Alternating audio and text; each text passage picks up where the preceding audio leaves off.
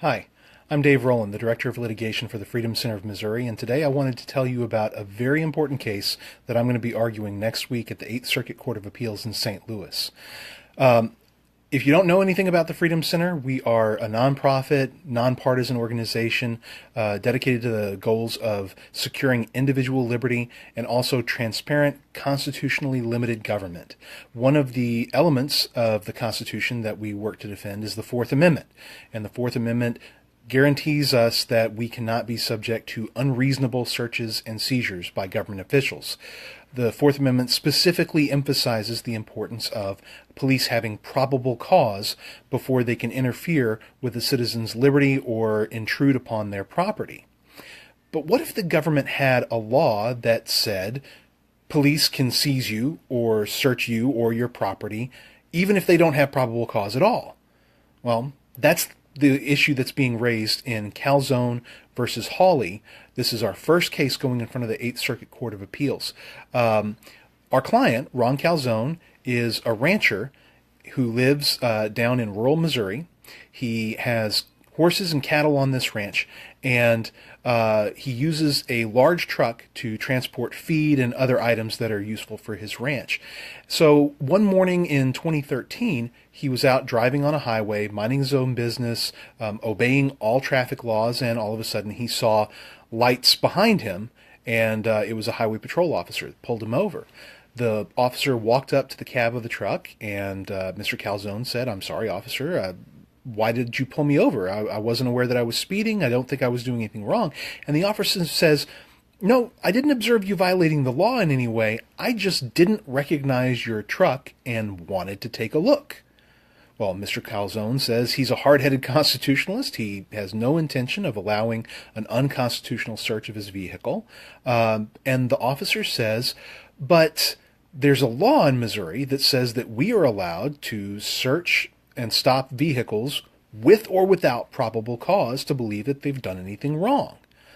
Well, sure enough, there is a law in Missouri that says that highway patrol officers or other law enforcement officials can indeed stop almost any vehicle in the state, even if they have zero probable cause to believe that a particular law has been violated. So we took on this issue because we believe it's critically important.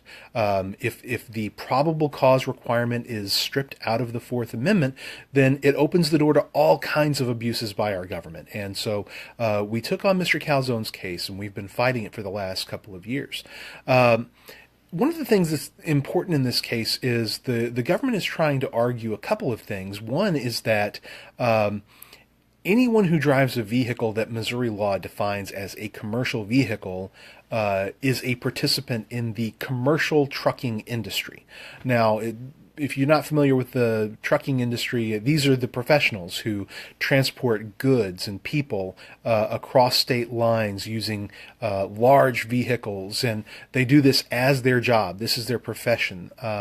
But what the Missouri officials are saying, what the Missouri Attorney General's office is arguing, is they're going to strip out the idea of someone doing this as a job, as their profession, and they're going to apply the idea of commercial trucking to anyone who drives a vehicle that Missouri has defined as a commercial vehicle. Well, here's the problem.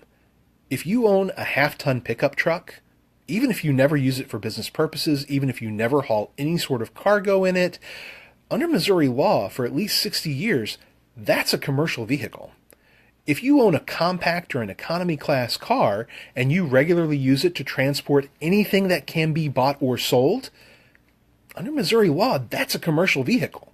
And so by watering down the idea of the commercial trucking industry, the business of commercial trucking, and instead saying we're reserving the right to stop and search anyone driving a vehicle that we have defined as commercial, they're really stripping away any limitations on the Fourth Amendment at all. Essentially, if you are driving on a Missouri highway or interstate, the government thinks it can stop you and search you at any time, at any place, whether or not there's any reason to believe that you've been breaking the law. Well, we think that's unconstitutional, and that's what we're asking the Eighth Circuit to decide next week.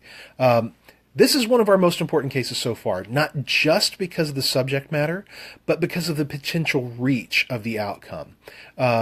The circuit courts in the United States each cover several states.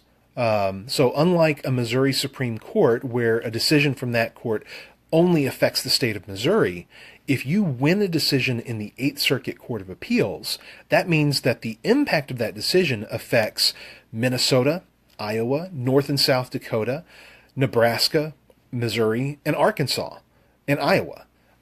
So winning a case in a circuit court of appeals has a far broader impact than cases that we might win at the Missouri Supreme Court. And that's what makes this case so exciting. We have an opportunity to establish a good precedent, a good constitutional rule for a whole set of states, not just for Missouri.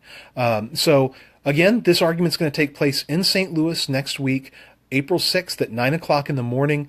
The public's welcome to attend. We actually hope that if you're interested, you will attend. We love for public engagement on these issues. I think the court needs to know that this is an important issue for them to consider. And with your help, we think that we're going to have an important constitutional victory in this case. Another way to help, of course, is to give us donations.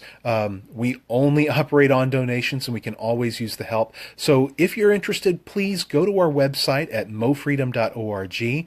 There's a donate button there, or you can go directly to mofreedom.org /donate. That's mofreedom.org /donate.